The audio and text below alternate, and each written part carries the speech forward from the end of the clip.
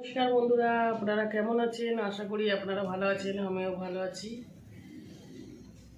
তো আজকে আমি সকাল থেকে আমার ব্লগটা শুরু করছি। তো কী রান্না করব আপনাদেরকে দেখাচ্ছি। তো বন্ধুরা, আজকে বাজার থেকে কী কী নিয়ে এসেছি দেখাচ্ছি। তো বাজারে গেছিলাম আমি, কেলাও দিয়েছিল আর এই যে থোরটা দিয়েছিল। তো অনেকটা বড় দিয়েছিল, আমরা কদিন ধরে খাচ্ছি। আজকে যতটা আছে আজকের বানিয়ে নেব। আর এই যে লাল শাকটা নিয়ে এসেছি, লাল শাক ভাজা করব। শনিবার আজকের, যদিবার নিরামিষ। তো মাছ নিয়ে এসেছি, তো মাছটা আমি কেটে রেখে দেবো কালকের জন্য বন্ধুরা। একদম জ্যান্ত জ্যান্ত তেলাপিয়া মাছ দেখলাম, তো ওই জন্য নিয়ে এসেছি বন্ধুরা, আপনাদেরকে দেখাচ্ছি।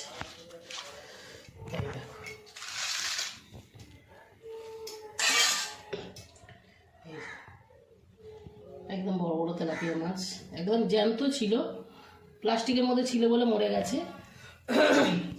একদম জ্যান্ত ছিল, ফ্রিজে রেখে দেবো। আর এই সবজিগুলো কেটে নেবো। তো আমি এগুলো কেটে বেছে নেবো।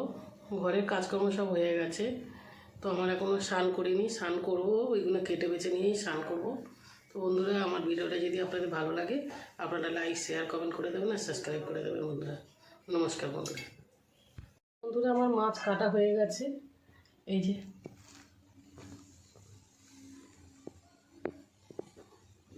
দিয়ে পরিষ্কার করে দেবো বন্ধুরা।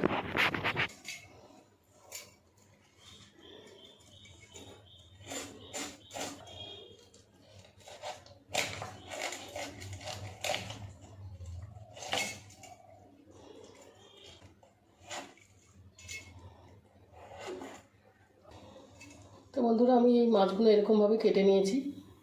এর মধ্যে নুন ঝাল ভালো করে ঢুকবে, ভাজাটাও ভালো করে হবে।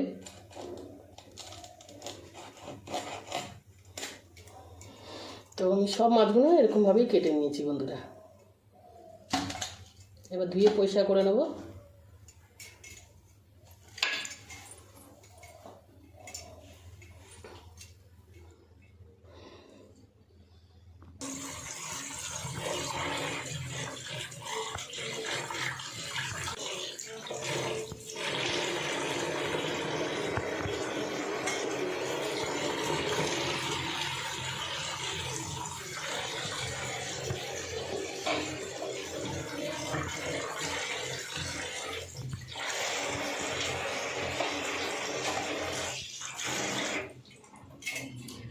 বন্ধুরা, আমার মাছ ধোয়া হয়ে গেছে।